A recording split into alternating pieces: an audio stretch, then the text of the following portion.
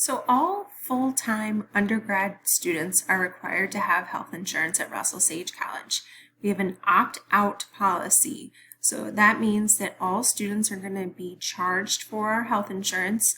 But if you have your own coverage, you can go online to mystudentmedical.com to complete a waiver, and that will then remove or give you credit for the charge on your student account.